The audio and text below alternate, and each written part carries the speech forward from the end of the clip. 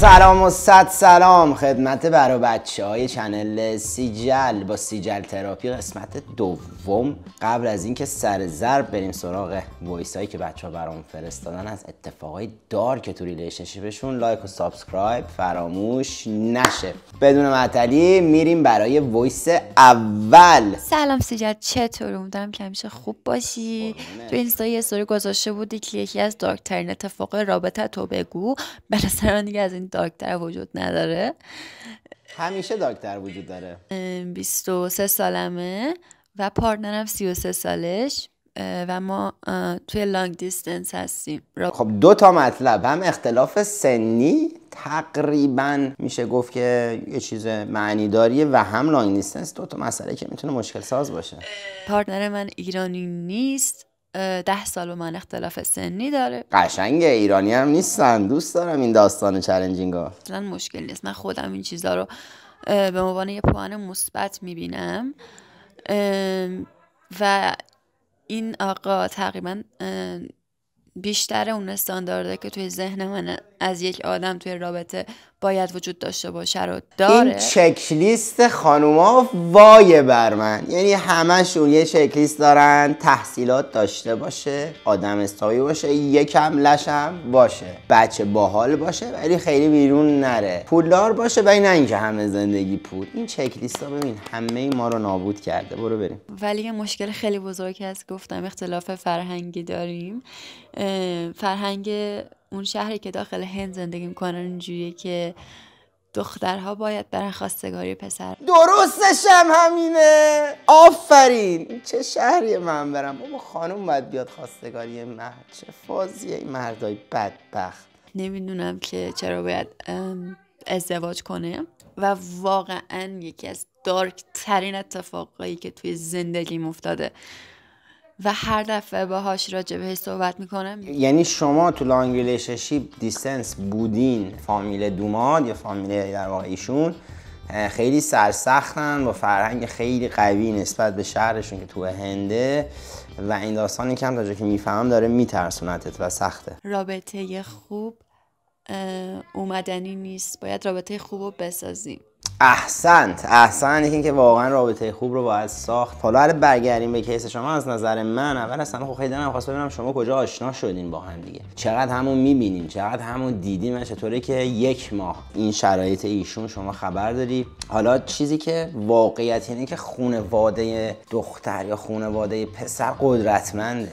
قبل از هر چیزی که اختلاف سنتون تو این دور زمونه خیلی حالا چیز آنچنانی نیست و بین 20 خورده و 30 خورده خیلی فرقی نیست. من هم به نظر من اون اوکیه. کلا مشکل فرهنگیه که این اتفاقم حل شه. حدس میزنم که خیلی چیزای بزرگتری هست. من اگه جات بودم این که وایسم ببینم چی میشه به دردم نمیخورد. یکی که به نظر من تو لانگ دیستنس ریلیشنشیپ شما باید همینطور مایلستونای خیلی تنجیبل داشته باشی. بگی آقا من 2 ماه دیگه این کارو میکنیم، 5 ماه دیگه این کارو میکنیم، 1 سال دیگه این کارو میکنیم. میریم سراغ وایس دوم برنامه. خیلی قوی شروع شدین. سیجل تراپی. این قسمت رابطه‌ام این بود که چه صدای ناراحتی. وای بر من.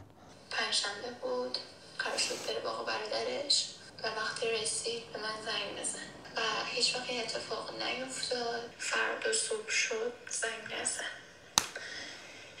فردا عصر شد زنگ نزد، شب شد زنگ نزد. حاجی بدترین اینه که میگذره زنگ نمیزنه. زنگ بزن یزید دیگه. حالا هرچی هستی، حالا 13 ساعت 15 24 دیگه زیاده بابا. و همون شب من تصمیم گرفتم که به زندگیم پایان بدم. ای وای بر من، نکن این کارو. 10-12 تا قرص خوردم و دیگه بعدش رو یادم نمیاد. وقتی چشم باز کردم دیدم که توی بیمارستانم و مثل که مثلا دختر خالم بهش زنگ زده بود، گفته بود حاجی این خیلی دارکه برای وایس 2. چرا حالا انقدر رفتی اکستریم؟ قربونت برم. حالا ارزش نداره واقعا این دنیا. بعد که به من زنگ زد به من کلی دلداری داد که نه هر چیزی نیست، رابطه ما هنوز پاورجاست و تو فقط خوب شد. و اینم که رابطه ما لانگ دیستنس بود و خب اگرم میخواستم میتونستم. خواستم یه جوک بگم که امروز روز لانگ دیستنس هست، اصلا جوکم نمیاد دیگه. وقتی از بیمارستان مرخص شدم به من تکست داد ولی حرفاش مثل همیشه نبود و زنگ زد و گفت من خیانت کردم دیشب.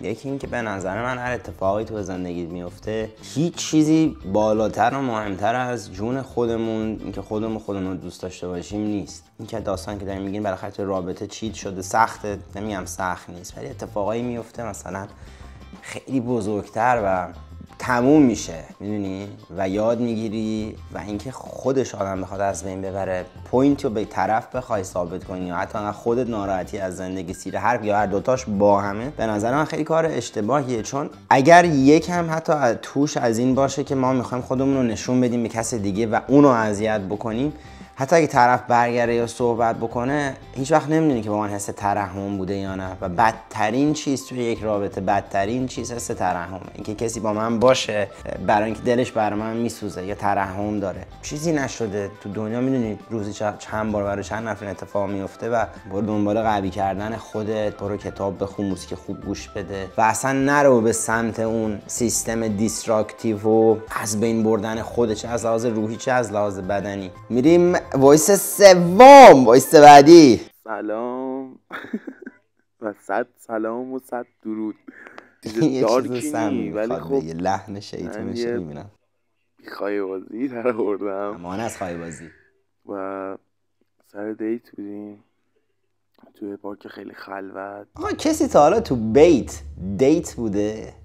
تو چقدر نمکی کن. محله‌های تهران رو اسم میبرم، این محله‌های خفن عرض لواشی که نه. حاجی رفتی دیت دختر مردم بردی محلات اراذل اوباشی؟ یعنی مرگ بر تو. مشغول یه کارهایی بودیم و 2 نفر اومدن بالا سرمون در حال انجام کاری و یارو زد سرم، گفت چی داری با خودت؟ من یه نگاه به اون کردم، یه نگاه به دختره، دست خواهد شلوار و لباسه رو بردم فرار کرد. دختره بدبخت موند. از تمامی دخترای محترم خواهش میکنم ایشونو تحریم بکنین. نه پارک میرین نه زن، هیچی، ایشون تحریمن. یارو فقط به دختره با صورت پوشیده یه جمله گفت این خیلی بی وجوده، میخواد چی دیگه به دوز خف کنه، گفته شما بی وجودی دیگه. شب 2 تا یزید بوده، هم خودت همون دزدی که این اتفاق افتاده به یارو داره چیزم درس اخلاق هم میده تو رابطه چیکار کنه، بازم گوشی رو زده برده. تو چقدر یزید بودی، یه دوست واقعا دزد. میریم وایس بعدی. خیلی سم بود، خیلی. خب یه سلام خیلی خیلی صمیمی داشتی جل، ستون گنگ رپ فارس. عشقی. این برمیگرده به یک ساعت، فکر نکنم وایسو باز کنی، ولی خب گفتم یه توضیح کوتاه بدم. اینجا همه وایسا باز میشن. که من با اکسم از طریق یه چنل دوستیابی آشنا شدیم. دوستیابی هم اسم قشنگه ها. من برم دوست بستونم. داشتم در موردش با دوستام تو مدرسه صحبت میکردم که یکی دیگه دوست اومد و تمام مشخصات و اسم و فامیلی و دقیقا هر اطلاعاتی که من از دوست پسرم داشتم بهم گفت. من گفتم که تو اینا رو از کجا میدونی و گفتش که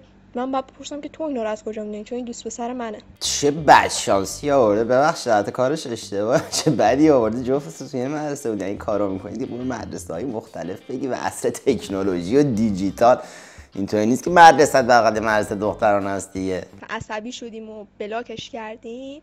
اومد دوباره با یه پیج دیگه به من پیام داد و من از روح چه دوست دارم دوست پررومونو، خیلی گنگه. قطعا قبول کردم و نه با یه پیج فیک دیگه به اسم امیر به اون یکی دوستم پیام داد و اونم از قضا قبول کرد و دوباره 6 ماهی با هم دیگه بودیم و بعدا دوباره متوجه این داستان شدیم که طرفا یکی ان و بلافاصله که مثلا با من چت میکنه آفلاین میشه میره برای دوستم آنلاین میشه و با اون چت میکنه. خواستیم که ازش شکایت کنیم که درسیدیم خانواده‌مو بفهمن و هم دکمه سیک تیرشو زدیم. اصلا خانواده‌ات هم اوکی بودن. میرفتی شکایت چی میکردی؟ میرفتی میگفتی آقا منو گول زده، ایشون هم گول زده.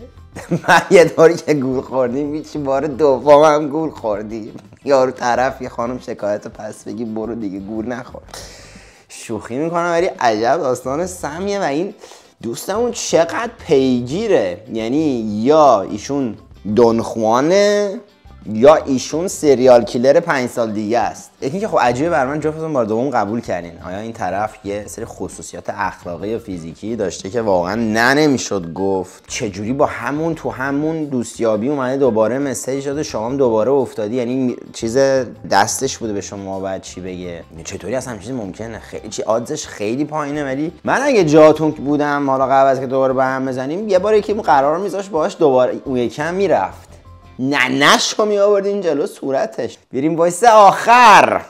آقا درود به همگی. این خاطره‌ای که میخوام تعریف کنم و خاطره خودم نیست، خاطره که از رفیقامه که 36 ماه بنده خدا سربازه. این که هی وسطت فکرم خیلی خاطره بدیه. من 36 ماه سربازه، 3 سال بنده خدا دیگه میره تو رابطه. قرار اول میگه، قرار دوم دختره بهش میگه که اوکی آقا بریم خونه ما. این رفیقونم ساده بنده خدا میره خونهشون. رفیق ساده یه بنده خدات میره خونه اینا؟ یزیدم و فل مسلمین. آدم ساده که نمیگه چشمنه، هر آدم ناساده ای هم میره. دیگه میخوان داستانو شروع کنن، خیلی کوتاه بگم. دست میزنه میبینه طرف دولاره. امان از این دولای پوشیده و نهان. دوست تو تایلند نبوده؟ قش میکنم اونجا. بعد 1 ساعت 2 ساعت بیدار میشه میبینه کونش درد میکنه. این داستان دزدی نیست. آدم هر چقدر قش کنه یکی بیاد با آدم چیز کنه واقعی خب پا نمیشه آخه آدم. بعد به خصوص باید تو تازگی ها اصلا میری حتی تو انگلیسش فرانسهش حالا تایلند اینا که اصلا یه چی یارو اصلا خوشگل و مشتی اصلا میگی چی زدم، میری خونه میبینی دول داره. این اتفاقی که خیلی برای من خیلی شنیدم از دوستام. ولی خب خوبیش اینه که آدم بالاخره معمولا قبل از اینکه خیلی دیر بشه میفهمه دیگه. ممنون از همگی بچه‌ها. همه اتفاقای دارکتون توپ بود. لایک و سابسکرایب فراموش نشه که با اپیزود 3 سیجل تراپی به زودی برمیگردیم. مخلص همگی. تعال بیا بپر تو بغل. تعال بیا بپر تو بغل. تعال بیا بپر تو بغل. تعال بیا بپر تو بغل. تعال بیا بپر تو بغل.